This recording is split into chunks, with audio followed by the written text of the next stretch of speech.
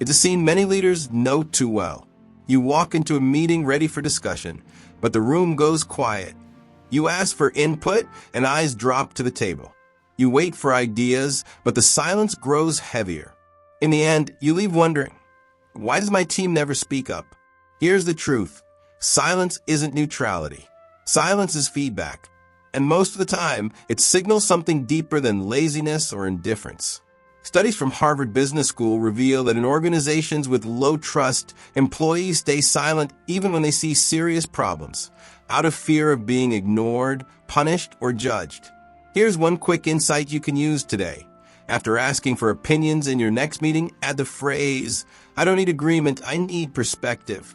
That small shift invites honesty instead of compliance. In this video, we'll uncover the real reasons teams go silent, the science behind why it happens, and practical steps you can take to turn silence into engagement. But first, if this video brings you value, please subscribe to Inside Leadership. It helps this channel grow and allows us to keep producing powerful lessons like this one. Thank you for being here. Now let's dive in.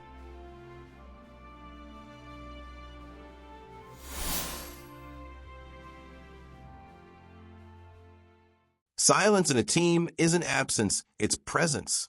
It's a presence of fear, doubt, or mistrust. When employees withhold their voices, it's often because speaking feels unsafe. History is full of examples. During the Challenger space shuttle disaster in 1986, engineers had concerns about the O-rings in cold weather.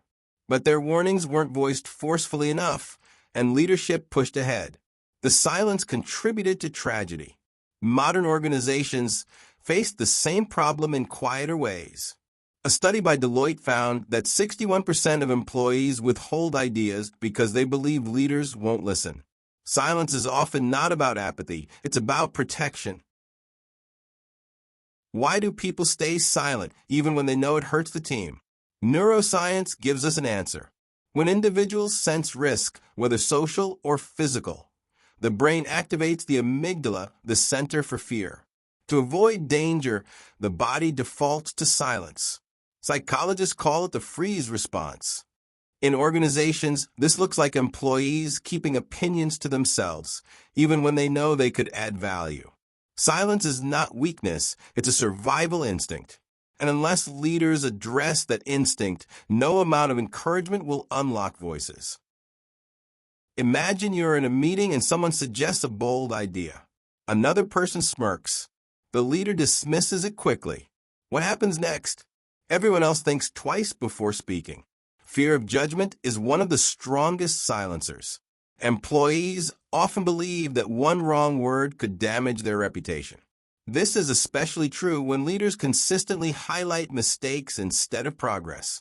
Research from Gallup shows that in cultures where leaders ridicule or punish mistakes, employee voice drops by more than 50%. But in environments where errors are treated as learning opportunities, participation doubles. Leaders sometimes convince themselves that silence means satisfaction, that if no one speaks up, everything must be fine. But history warns us otherwise. In the years leading up to the financial crisis of 2008, junior bankers often stayed quiet about risky practices. Silence wasn't agreement, it was fear. By the time voices were raised, the damage was done. In truth, there are no truly quiet teams. There are only teams that are safe to speak and teams that are not. The single biggest factor determining whether a team speaks or stays silent is the behavior of its leader. Consider Franklin D. Roosevelt's fireside chats during World War II. By speaking calmly and honestly, he created a sense of safety for millions of Americans during times of chaos. Leaders today must do the same on a smaller scale, creating spaces where people believe their voice matters. Modern research from Google's Project Aristotle found that the number one factor for high-performing teams was not talent, but psychological safety, the belief that it's safe to take interpersonal risks. How can leaders transform silence into dialogue? It begins with small actions. First, change the way you ask questions. Instead of "does anyone have thoughts?" try "what's one risk I might be overlooking?" Specificity invites contribution. Second, Reward the act of speaking, not just the quality of ideas. Applaud courage, even if the suggestion isn't perfect. Third, model vulnerability. Admit when you don't know something. Leaders who show uncertainty give others permission to do the same. Example: Satya Nadella at Microsoft transformed the company by shifting its culture from know-it-all to learn-it-all. That cultural shift began with him admitting he didn't have all the answers. When leaders ignore silence, the cost is invisible at first, but devastating later. Missed ideas, hidden problems, disengaged employees. Research from Corporate Executive Board found that companies that ignore employee voice suffer up to 30% higher turnover rates. Silence isn't just uncomfortable, it's expensive. Think of the Titanic. Multiple warnings about icebergs were ignored or silenced. Confidence drowned out caution, and history remembers the cost.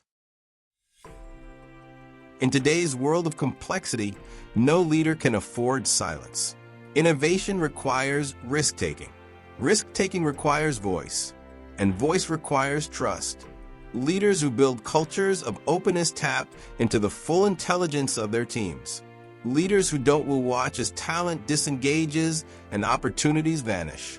So the real question is not whether your team is speaking. The real question is whether you are listening in a way that makes speaking safe.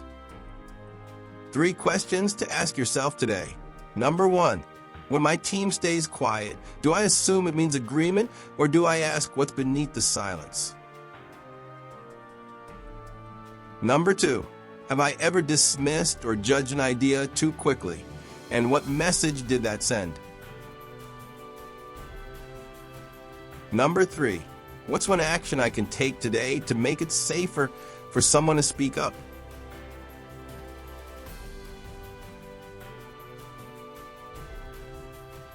Silence is never just silence. It is a signal, a warning, and sometimes a cry for safety. Great leaders don't just tolerate silence. They interpret it and act on it. So the next time your team grows quiet, remember, the question isn't why won't they speak? The question is, what have I done to make speaking safe? If this video brought you value, please subscribe to Inside Leadership and share it with someone who is ready to grow as a leader. Together, we'll sharpen leadership skills, build trust, and shape the future of work.